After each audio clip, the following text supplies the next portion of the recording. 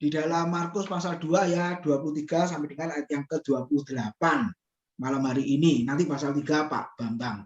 Sesuai perjanjiannya begitu ya, satu pasal saudara-saudara. Supaya tidak tumpang tindih. Oke, saya akan bagikan share screen-nya. Nah, peristiwa murid-murid memetik gandum pada hari Sabat itu ada di Injil Matius dan Lukas ya, saudara. Nah, itu ayat paralelnya. Jadi ada yang apa istilahnya ditulis di kitab Markus, tidak ditulis di Matius. Lalu ditulis di Matius, kemudian tidak ada di Lukas. Nah, akhirnya saling melengkapi, lalu kita membaca ketiga kitab ini, saudara. Nah, seperti ayat 23, ya, di situ dikatakan apa? Coba kita baca ya, ada perbedaannya, saudara. Ya, Markus 2 ayat 23.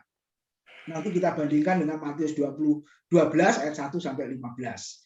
Pada suatu kali pada hari Sabat Yesus berjalan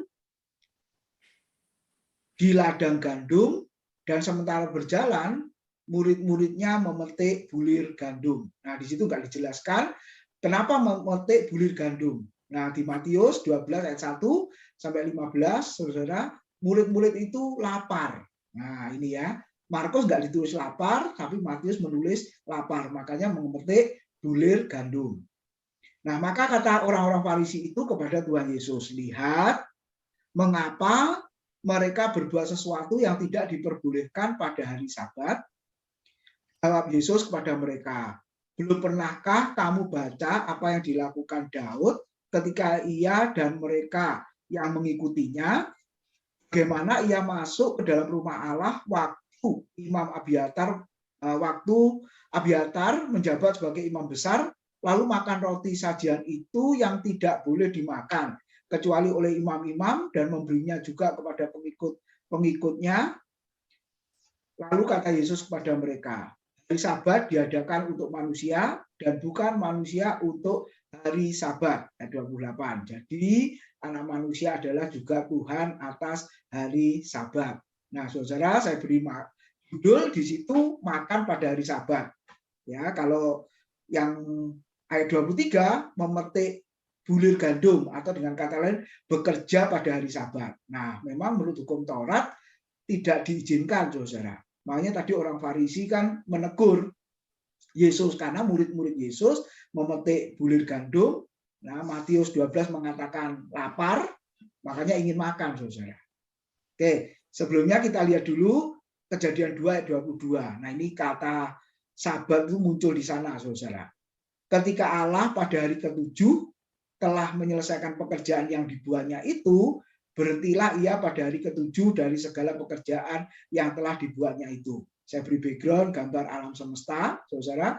Di situ dikisahkan Kejadian pasal 1 sampai pasal 2 itu tentang penciptaan, ya, alam semesta, langit bumi dan segala isinya. Hari pertama, kedua, sampai dengan hari ke-6 penciptaan manusia, lalu hari ke-7 dikatakan menyelesaikan segala pekerjaan Tuhan, saudara ya. Jadi Tuhan selesai menciptakan. Makanya disebut berhentilah ia pada hari ke-7 dari segala pekerjaan yang telah dibuatnya itu, yaitu Sabat muncul di situ ya, saudara. Hari ke-7 berhenti, saudara. Nah, kata Sabat dari kata Ibrani Sabat artinya berhenti atau melepaskan, saudara. Nah, yang pertama istilah hari Sabat. Coba kita lihat, kita menetapkan bahwa 1 dari 7 hari harus diperingati sebagai hari suci bagi Allah. Istirahat Sabat telah ditetapkan Allah sendiri saat penciptaan. Karena itu Sabat adalah tata tertib penciptaan. Jadi saudara mesti diingat, Tuhan saja ada istirahatnya, maka kita juga bekerja, lalu juga ada istirahatnya, saudara. Nah, 1 hari itu dikhususkan untuk Tuhan, karena Tuhan beristirahat, lalu umat Tuhan beristirahat dari segala pekerjaan, tapi kalau soal ibadah, pelayanan, nah jalan, tetap dilakukan, saudara. Ulangan 20 ayat 8 sampai 11, di situ juga ada perintah ya. Ingat dan kuduskanlah hari Sabat.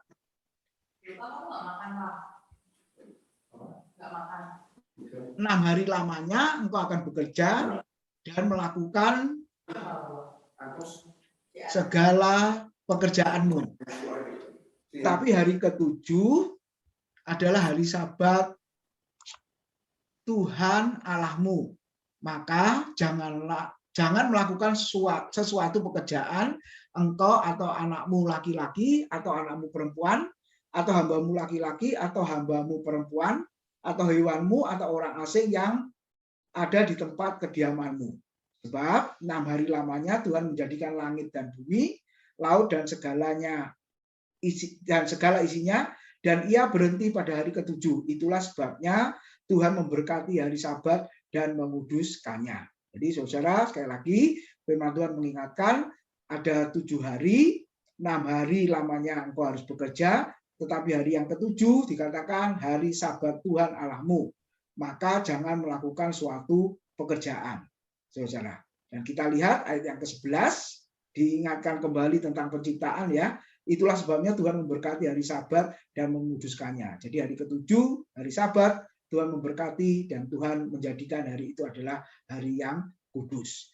Lalu yang kedua ada istilah tahun Sabat, saudara. Yang pertama hari Sabat, yang kedua tahun Sabat. Imamat 25 ayat 2 mengatakan maka tanah itu harus mendapat perhentian sebagai Sabat bagi Tuhan. Juga disebut perhentian istirahat 7 atau tahun perhentian. Sudah 6 tahun masa tanam, pemeliharaan dan panen, tanah itu dibiarkan tidak ditanami selama 1 tahun. Atau tahun ke-7, saudara, tanah itu dibiarkan. Ya, saudara. Nah, itu hukumnya di Israel seperti itu. Jadi selama 6 tahun tanah boleh ditanami, tapi tahun ke-7 jangan ditanami, saudara. Ya, itu untuk mengembalikan apa? Kesegaran dari tanah itu ya, saudara, kesuburan dari tanah itu. Supaya kalau ditanami di tahun berikutnya bisa menghasilkan hasil yang baik, saudara. Nah, sekarang kita masuk ke bagian tadi ayat 25 sampai 28. Orang Farisi sangat ketat dengan peraturan, ya, sangat ketat dengan hukum Taurat kalau saudara lihat. Tetapi Yesus memiliki penekanan pada belas kasihan, ya saudara, pada belas kasihan. Lalu pertanyaannya adalah apakah Yesus melanggar Sabat? Nah, orang Farisi menganggap Yesus, saudara, melanggar Sabat. Ya, buktinya membiarkan murid-muridnya untuk memetik bulir gandum, dengan kata lain makan, ya, karena perutnya lapar. Kata Alkitab seperti itu. Nah, mari kita lihat, saudara. Bandingkan Matius 12 ayat 1, nah di situ disebut para murid itu lapar. Lalu Yesus mengingatkan dengan satu peristiwa 1 Samuel 21 ayat 1 sampai 6. Kalau Bapak Ibu nanti bisa membaca ya di situ. Nah, ada kisah seperti ini, saudara. Para murid memetik bulir gandum dan memakannya. Nah, ini berhubungan dengan kebutuhan jasmani karena lapar. Nah, diingatkan ada satu peristiwa Daud dan rombongannya pernah memakan roti sajian yang seharusnya dimakan oleh para imam. Jadi kalau ada pelajaran tabernakel atau kemah suci, saudara, itu ada 3 ruang ya, halaman, ruang kudus, dan ruang maha kudus. Nah, di dalam ruang kudus yang di tengah itu, saudara, itu ada salah satu alat yang namanya meja roti sajian. Nah, di atasnya ada 6 roti ya, saudara, 6 tumpuk roti kali 2. Saudara, kalau kita lihat di situ. Nah, roti ini sebenarnya diberikan kepada khusus para imam, saudara. Tapi waktu itu Imam Abiatar, kalau nanti saudara lihat di situ ya, Daud dan rombongannya perutnya lapar. Nah, siapa Daud? Dia raja. Rombongan berarti kan rakyat ya, saudara, orang biasa, saudara. Nah, waktu mereka lapar, maka roti itu diberikan kepada Daud dengan rombongannya. Nah, kita lihat ya, saudara. Nah, waktu Daud melakukan itu, orang Farisi tidak menghakimi bahwa Daud melanggar hukum Taurat. Nah, harusnya menurut Taurat kan melanggar, saudara. Ya, tapi orang Farisi tidak menghakimi Daud bahwa Daud telah melanggar Taurat. Saudara. Ya. Nah, makanya kita bisa melihat ketika Yesus melakukan itu, kenapa Yesus dikatakan melanggar? Saudara. Dan kita lihat Kisah Rasul 13 ayat 22, Daud itu adalah seorang yang melakukan kehendak Allah, ya meskipun dia memiliki kelemahan ya, memiliki dosa. Tapi paling tidak dari zaman itu Alkitab mengatakan, lihatlah seorang yang melakukan kehendakku dari zaman itu. Ya, waktu zaman Daud itu, Daud melakukan kehendak Tuhan. Nah, ini yang luar biasa, saudara. Jadi intinya Daud sebenarnya melakukan kesalahan, memakan roti yang seharusnya untuk para imam, saudara, tapi tidak dipersalahkan. Kenapa? Karena perutnya lapar. Jadi ada makanan kemudian dimakan. Tapi kalau sudah lihat waktu Yesus, nah mereka mempersalahkan Yesus. Nah, coba kita lihat berikutnya, saudara. Ya, imam-imam mempersembahkan korban pada hari Sabat di Bilangan 28 ayat 9 10. Nah, ini berhubungan dengan ibadah ya, kalau Bapak Ibu lihat di situ. Nah, hari Sabat dipergunakan untuk beribadah dan melayani, saudara. Nah, lalu aplikasinya apa dalam kehidupan kita sehari-hari? Tadi dikatakan hari Sabat adalah hari khusus, ya, hari ke-7, saudara, itu untuk beribadah dan untuk melayani. Nah, makanya kita beribadah seminggu sekali. Ada orang berkata itu yang utama ya, seminggu sekali harus untuk Tuhan, saudara.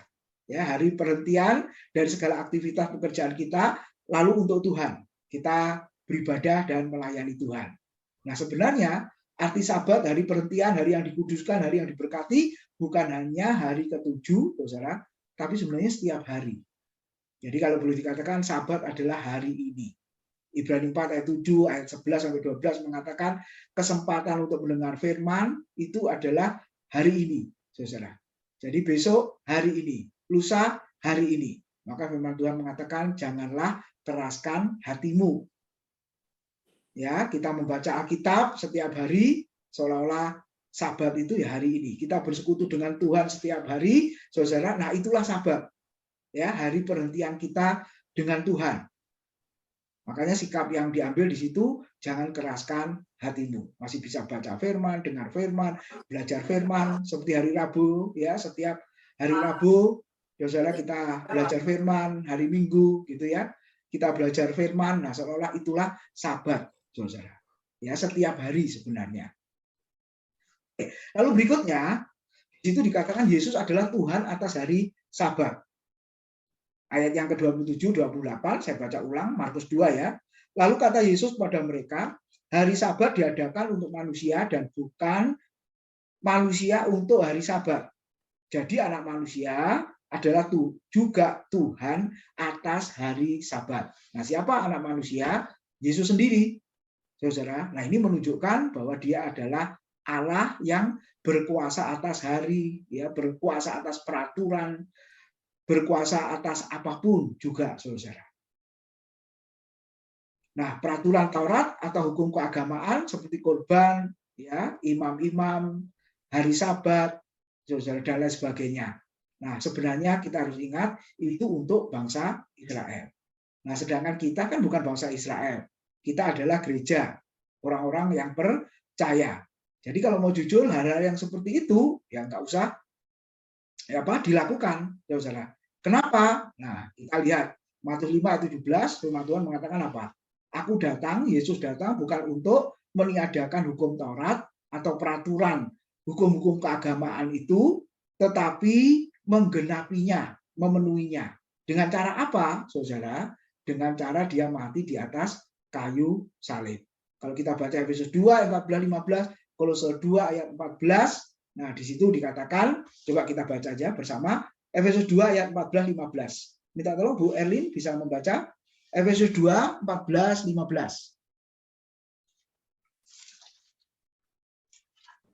Efesus 2 ayat yang ke-14 dan 15.